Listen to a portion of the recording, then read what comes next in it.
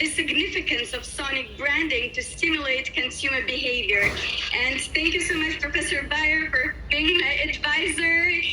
Having worked with you has been the brightest highlight in my 8-year academic journey at Baruch College. Thank you so much. My inspiration for this project has been why 20 years later I still remember McDonald's jingle, and this screenshot of McDonald's Twitter page from today, May 19th. And can you actually hear what you see? I'm loving it. So, and I was thinking to myself, like, was it just a coincidence that millions of people so many years later remember the exact melody of the brand, or there was some sort of strategy behind it? So for this particular thing, back in 2003, Justin Timberlake was paid about $6 million to actually sing the song. That he was the first one who sang that. Let's hear that, a piece of it.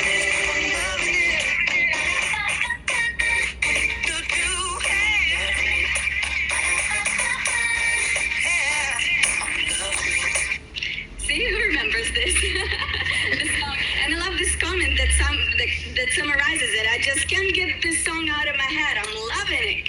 So beyond jingle, I thought to myself, it's not just about jingles and music and commercials. It's about sound and consumer experience. Whenever I go, when I watch television or when I go shopping in retail, if there is nice music, I dance around, I stay longer there. Or whenever we hear to the radio with our eyes closed, and when we give our eyes rest from all this visual noise, or whenever we scroll social media, there's music and stories, there is some sort of sounds. Or whenever, we love the brand, we call them and we keep shouting representative, and then they put us on hold with some hideous music or sounds, and we hang up faster. And whenever we're standing in line, sometimes sound can help us stay longer there. Or even in the restaurants, there is background music also. So it's not just about music and jingles. And I thought, what about, is there more behind who does this? Who comes up with how the brand should sound? So my research purpose was to find out the impact of music and sound on consumer behavior. And I was curious if there is a profession that specializes in audio strategy for brands, because I was asking around, when I had this idea, and whenever I mentioned that, I have background in music, they told me, maybe you should just compose music, for commercials or music for the film industry. And I was like, no. There should be some sort of profession in between that knows, yes, music, and also knows how corporations work, and they could bring them all together in one identity. So for my methods, of course, I reviewed the literature, and I did content analysis of audio media. Ironically, it was the podcast that was called Sound in Marketing, and analyzed 4 oral recordings. I transcribed them all manually, and they're fresh from 22, and 1 from 2020, and 3 from 2021 of 4 sonic branding experts. And among of their clients are Toshiba, Microsoft, Amazon Echo, Lego, Barclays, Unilever, Johnson & Johnson, Pandora, Bose, SoundCloud. So I really need to see what the experts think about sound for brand. So a few key findings from my literature review. So I started all the way back from psychology, from Pavlov and his experiment with the dog, and this model that stimulus organism and response. So there are many versions of this, and this is one is specifically Merabi and Russell model. So it studied environmental stimuli that produces and causes emotional states, and then consumer response, approach or avoidance. And I also studied, let me focus on the hearing sense, music, silence, or noise, what they cause. And I discovered there is this evaluative conditioning, which produces positive or negative associations based on whether you like one stimuli or not. For example, if you hear the music and you like it, and you're associated with the brand, chances are that you will like the brand even more. Or if you love the brand and then there is this new noise and some sound that really annoys you, you might not like that brand no longer. And then I also discovered that, yes, there is this industry that specializes on strategic choice for sound for brands, and it's called sonic branding. It's quite new industry. I had never heard about it during this program or my academic journey, so that was very interesting for me to discover. And they focus on brand strategic total sound identity, not just music, not just jingles, total sound identity. And that causes the point of it, when you do it strategically, it causes positive emotional attachment, attention, recognition, and then we're singing along as a response. Long-term positive association, approach, association, project purchase. So this is also I found through my literature review, and this shows that, you know, we're in this corporate communication program, and I had never seen this grammar, at least whenever I focused that it's not just about corporate design or corporate communication, corporate behavior. Corporate identity also has corporate sound, and when this is done badly, it might impact the rest of the three parts of corporate identity. So this is why corporate sound matters just as all other three. So I want to share key quotes from analyzed recordings, and those there are four of them. What is sonic branding? Sonic branding is the creation and consistent management of distinct, memorable, flexible, and honest brand identity and experience in sound. We're not just talking about 5 notes in a commercial. We're talking about maybe training our employees in thinking about how they are using their voice and tones of their voice and the emotional impact that can have. Speaking about being put on hold on phone calls, and speaking about the audio and how the employees talk to you. And speaking of visual identity, sound identity, if you don't understand your brand, you end up coming up with music and sound which doesn't match the rest of your visual identity. And you have this massive clash which can cost a huge amount of money. And last one, it still fascinates me how little musical understanding there is in the advertising communication industry. No wonder. So sonic branding is more than just jingle. So there are multiple trends currently, audio intelligent voices, you know, smart speakers. I want to highlight a few. So the first one is sonic logo. And I had never heard about the word SOGO. Have you? We talked about logo a lot, but SOGO is actually sonic logo. And this is when you turn on Netflix and it does this ta-da, or whenever you watch a movie and, you know, the 20th Century Fox, how many of you look at this picture and can actually hear the melody? That was done strategically. So, or Intel, dun dun dun dun, you know, this is called sonic logo. And I will discuss smart speakers, the first point and the last one. So smart speakers, I have the one here. How many of you have also? Now that we're in this world of smart speakers, consumers speak to the brand and the voice, brand speaks back to voice interactivity programs. Or, for example, social audio. This is music and sounds for social media. And even though many of us put it on mute, but TikTok really came along and said, you know what, you can have some music on this. Then people are going to do more interesting stuff.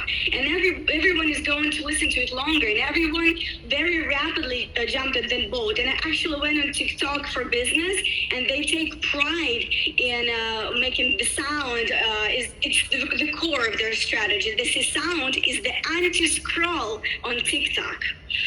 So 3 key findings from from our archival oral interviews from those recordings.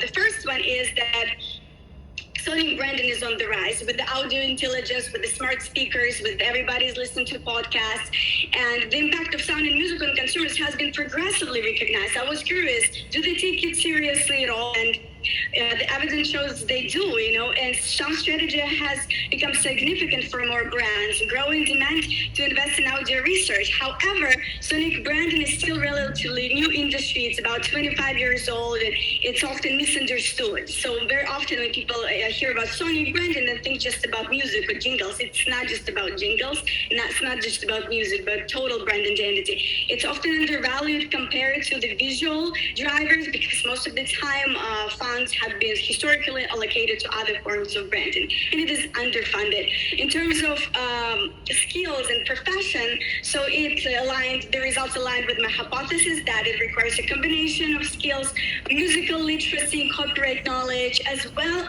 as complex stakeholder management. This is not my words, this is the words from one of the expert speakers, and communication skills, because on the executive decision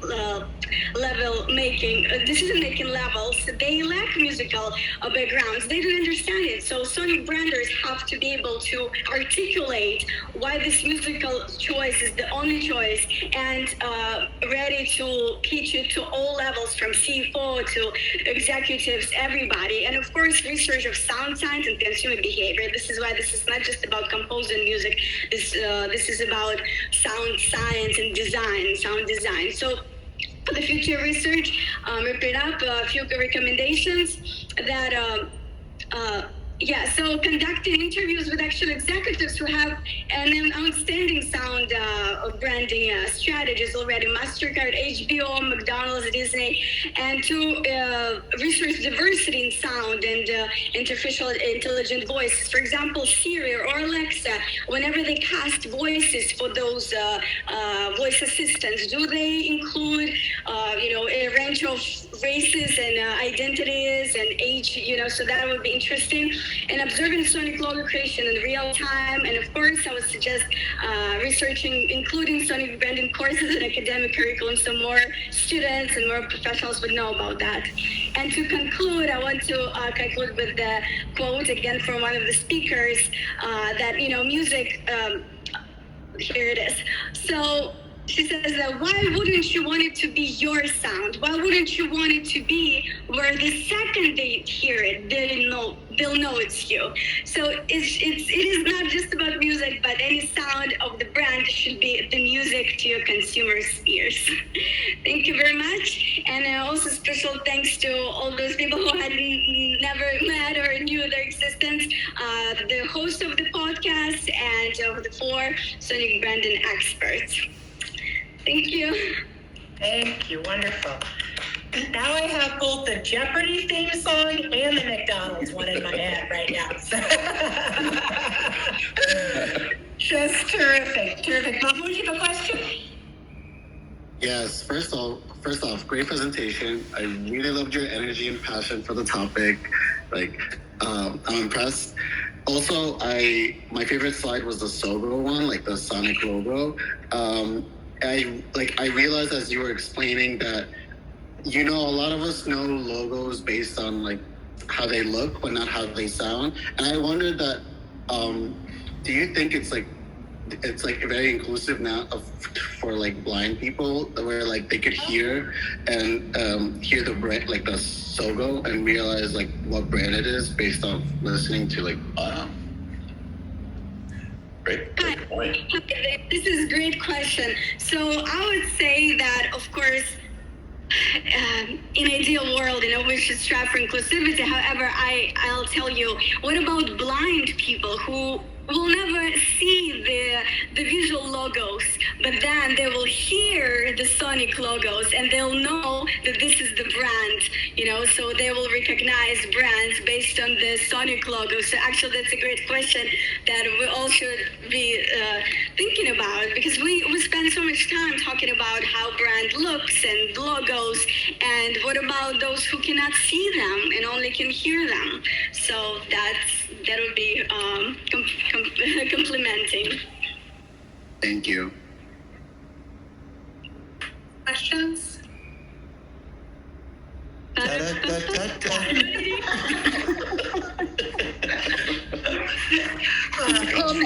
Comment only. Yes. I was happy to read it, and actually very recently, and it is so thoroughly. Ina definitely has studied the topic, so pick up this from the library as well. You learn a lot of the new things. I'm like Michael, I had never heard about sonic branding before, and I knew it's a fantastic topic. Question. I just read about metaverse and the smell coming to the VR tools. So do you think that we will see in near future, Ina, the sonic branding and the smell together. Yes, Logo. that's part of my also detailed findings that the all mentioned multi-sensory marketing is on the rise, and it's inclusive all our five senses, not just vision, not just hearing, they're all together. And it's already metaverse, or whenever we come to a different space, brands focus not just, again, not even the visuals and not even hearing, but also textual component and the smell. Whenever we pass by the Victoria's Secret supermarket, they have this branding, the smell, obviously. So, but ideally, it would be when all five senses. The point is that brands have been prioritizing all other senses for so long, and sound kind of was an afterthought, like the backseat, because usually what do we see, what we can textually feel, but nice, cool observation that we all have eyelids, but none of us have earlids. Sound is always on, so why shouldn't it be important to discuss? Even in the program, that's corporate identity, not just corporate design, corporate communication, corporate behavior, the corporate design and corporate sound. It's all together.